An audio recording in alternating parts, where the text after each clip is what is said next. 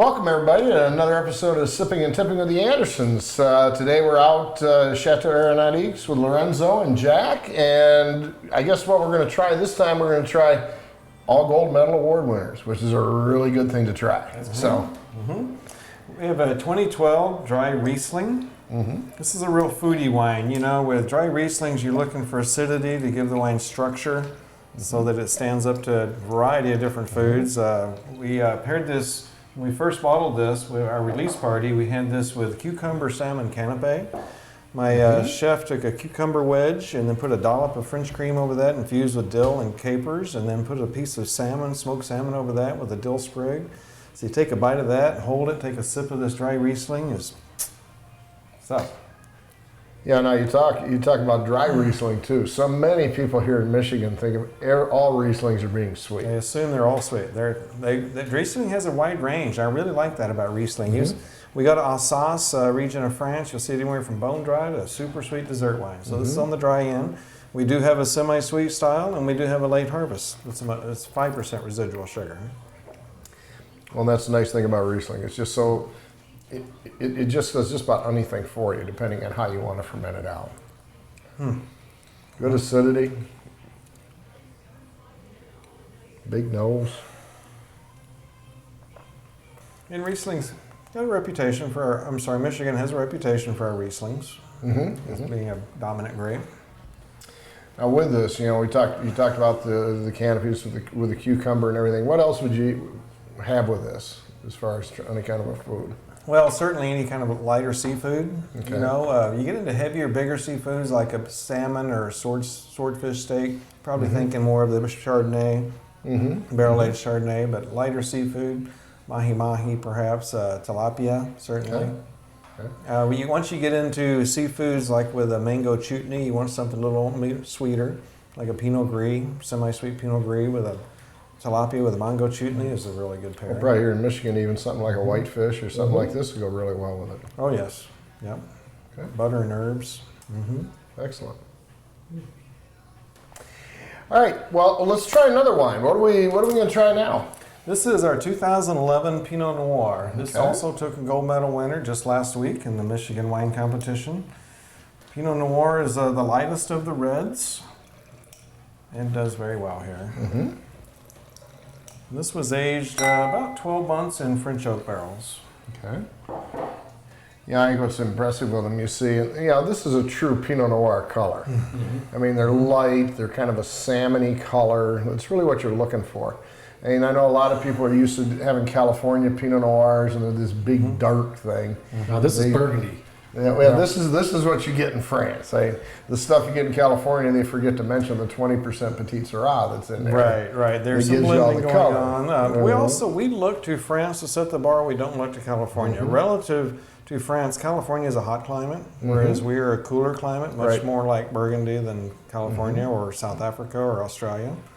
So France sets the bar for us. And you know, some of the top 20 most expensive wines in the world, about half of them are Pinot Noirs. Yeah. In Burgundy. It's got really nice nose. No fruit. Wood, even though it's been in there that long, it's not dominant. Well, you were saying balance. Nice job on this.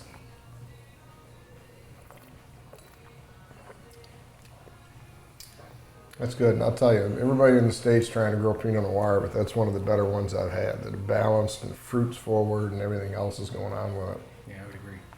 So many of them are just all acidic. You know, one thing that's been really fun about doing a winery is watching the wines evolve. You know, we taste these grapes when they come in from the field as grape juice, and then every step of the way, and then we taste them as they're aging in the barrel.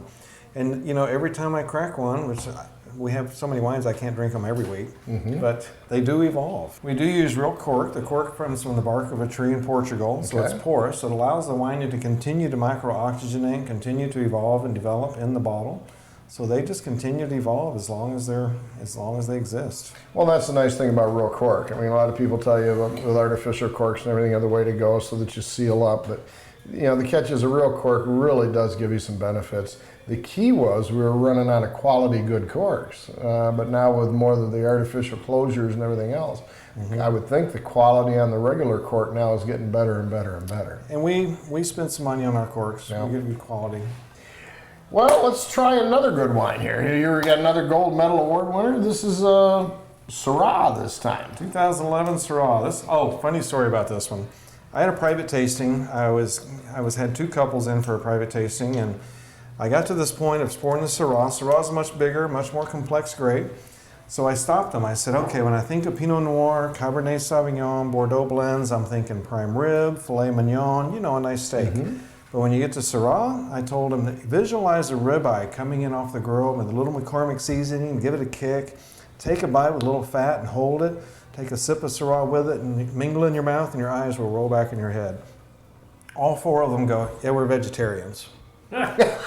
So I said, okay, imagine taking a bite of a soy burger. Big portobello mushroom burger. Grill some tofu. Yeah.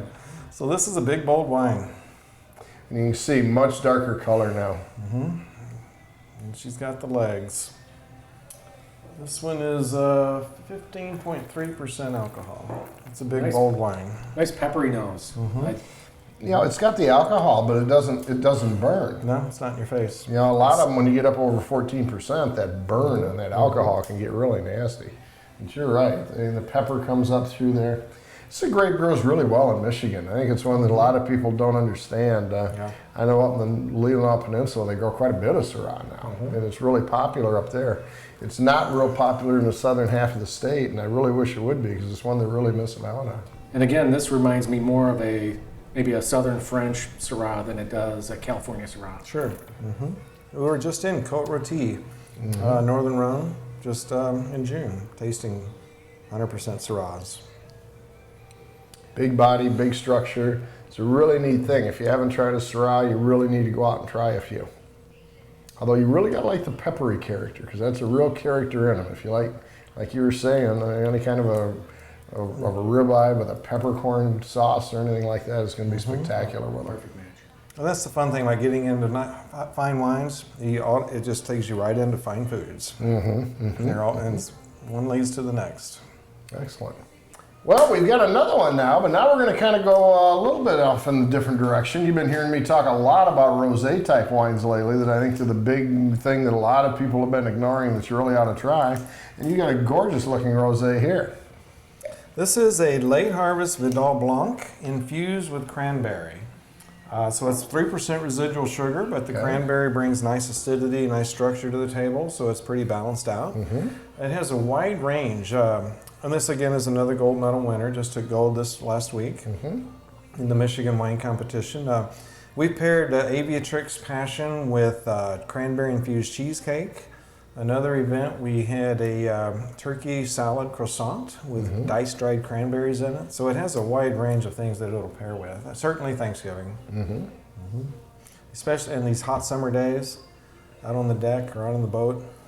A lot of demand for this. Well, it's got a great nose. I mean, the cranberries are right there when you smell it. It has a broad appeal too. It has that little bit, that 3% residual sweetness, but that's not overpoweringly sickening sweet. And people who like dry wines will enjoy this too, I think. And people who are haven't developed a taste for wine. We get couples in where she might enjoy wine and he's more of a beer guy. They can drink this. People who aren't into wine. I mean, it's a great wine, not only for every day in the summer like we're in now, a great wine for the holidays when you get back into Thanksgiving and Christmas and Easter. Just a really, really nice wine. It's got that sweetness in the front and then goes right to the dryness in the end. So you get a nice balance going on there so that it doesn't have a syrupy character to it. But it's a really, really, really nice wine. And Aviatrix is the feminine for aviator. Okay. Amelia Earhart was an Aviatrix. Okay. Aviatrix Passion. We get our history lesson too. What a deal. I like this. Well, tremendous wines and tremendous facility all the way around. So, Jack, thank you very much for coming along with us. And Thanks, Jack. You do Michigan proud. And Lorenzo, thank you very much for allowing us out and showing us around and letting us try these great wines. If you have not had an opportunity to come out here, You really need to look up Chateau Aeronautique off of Berry Road. Right. Is Just off where one. you'd go, off 127. Definitely come out to the tasting room. Great experience. Get a souvenir glass when you go. So all kinds of things that you really have a really great time with. So if you haven't had an opportunity, do come out. It's just a great thing. If you can't get out, find them in the stores. They're out there right now in a lot of the fine restaurants around. So thank you very much for allowing us in your home for another episode of Sipping and Tipping with the Andersons, and we'll see you down the road. Cheers.